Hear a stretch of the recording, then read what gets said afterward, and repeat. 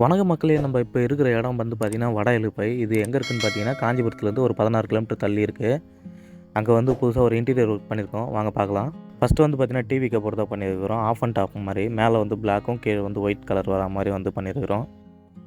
Video ஃபுல்லாக பாருங்கள். இந்த வீடியோ பிடிச்சிருந்தா உங்களுக்கும் இதேமாதிரி இன்டீரியர் பண்ணணுன்ற ஐடியா இருந்தால் மறக்காமல் டிஸ்கிரிப்ஷனில் நம்பர் கொடுக்குறேன், செக் பண்ணி பாருங்கள்.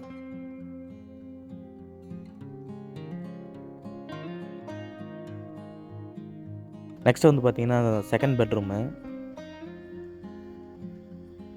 வந்து மேலே சட்டாங்கர்லாம் வேணான்னு சொல்லிட்டாங்க. அதனால் ஃபுல் ஷெல்ஃப் வச்சு உள்ளே 2 ட்ரா வச்சு போட்டிருக்கோம்.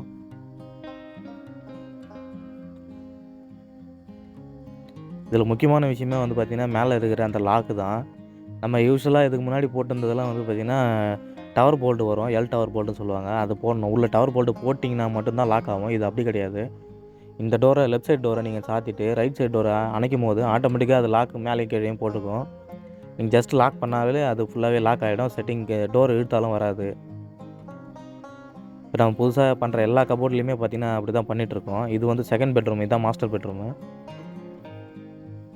இதுலேயுமே அதே டைப் தான். இது வந்து பார்த்திங்கன்னா ரொம்ப சின்னதாக இந்த கபோர்டை இடித்து நம்ம அதுக்கப்புறம் பாக்ஸ் பண்ணி பெருசாக பண்ணியிருக்கிறோம். கபோர்டை பொறுத்த வரைக்கும் எப்பயுமே பெட்ரூம் கபோர்டு எப்போ வச்சாலுமே வாட்ரூப் சைஸ் வந்து டெப்த்து வந்து 16 இன்ச்சு இருக்கணும். செவுத்துலேருந்து வெளியே வர இடம் வந்து குறைஞ்சது 16ஆவது இருக்கணும். அப்போ தான் ட்ரா வீல் போடுறதுலேருந்து எந்த வேலை பண்ணுறதா இருந்தாலும் கரெக்டாக இருக்கும். 12 இன்ச்சுலாம் வந்து பெட்ரூமுக்கு வைக்கவே கூடாது. 12 இன்ச்சு இருந்ததுன்னு இடித்து எடுத்துகிட்டு அப்புறம் 16 இன்ச்சாக வச்சு எல்லாமே ஷெல்ஃப் மாதிரி அழகாக ரெடி பண்ணி கொடுத்துருக்குறோம். இதுலேயுமே அதே லாக்கு தான் போட்டிருக்கோம். பார்த்தீங்கன்னா உங்களுக்கே தெரியும்னு நினைக்கிறேன்.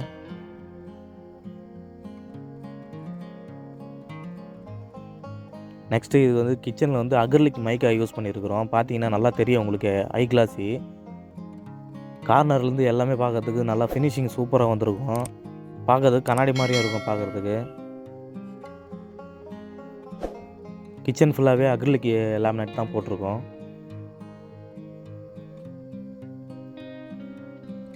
பிளாக் மேட்டில் ப்ரொஃபைல் போட்டிருக்கோம். இந்த ட்ரே செட்டு எல்லாமே பார்த்தீங்கன்னாக்கா கோத்ரேஜ் கம்பெனி, இது பியூர் எஸ்எஸ்ஸு. 10 இயர்ஸ் வாரண்டியோடு வந்துடும் இதெல்லாமே. அக்ரிலிக் மைக்காவுக்கும் நார்மல் மைக்காவுக்கும் உள்ள வித்தியாசம் பார்த்தீங்கன்னா அந்த கிளிச்சு மாதிரிலாம் தெரியாமல், லைட்டிங்கில் பார்க்கும்போது கிளிச்சு மாதிரிலாம் தெரியாமல் நல்லா ஃபினிஷிங் சூப்பராக இருக்கும் பார்க்குறதுக்கு. ஏன்னா அது எல்லாமே 1 mm மேலே வராது மைக்காவை பொறுத்த வரைக்கும். இது வந்து 2 mm வரும், 1.5 வரும்.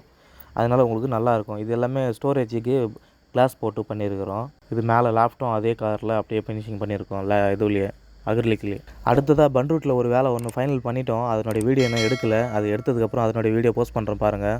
மறக்காமல் சப்போர்ட் பண்ணுங்கள். தேங்க்யூ.